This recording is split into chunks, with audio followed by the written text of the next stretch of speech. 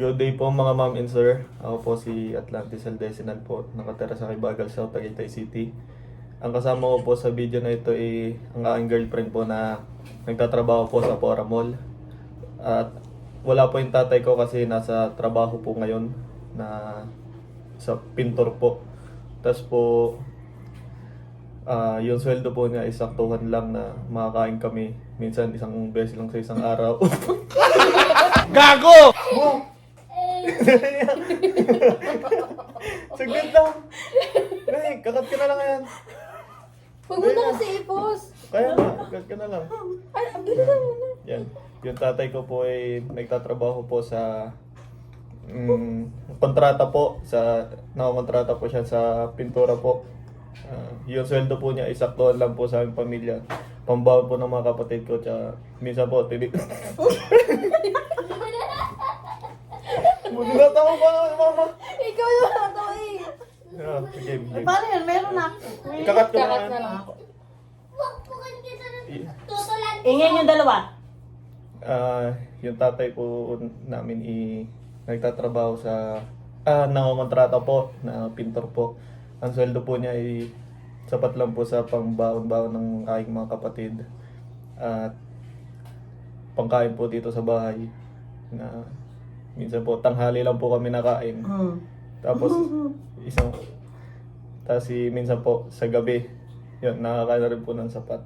At yung nanay ko naman po, dati po siyang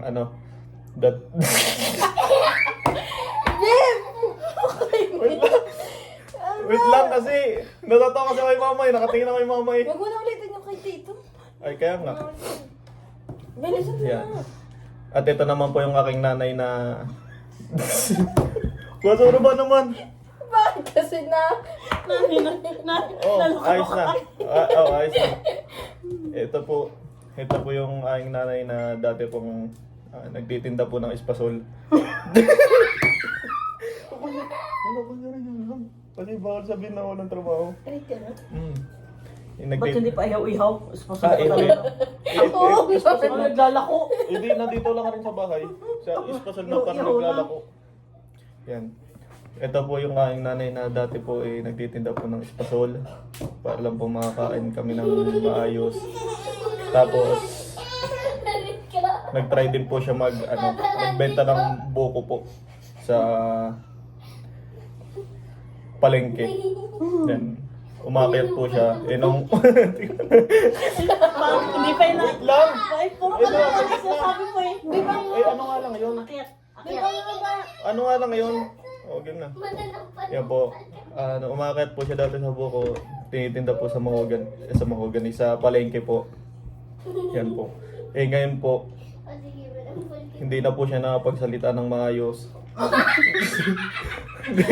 Nagloloko na lang yan. Niloloko mo na. Kunyari nga lang. Niloloko lang yan. Ano, dan, di yan gagawin sa...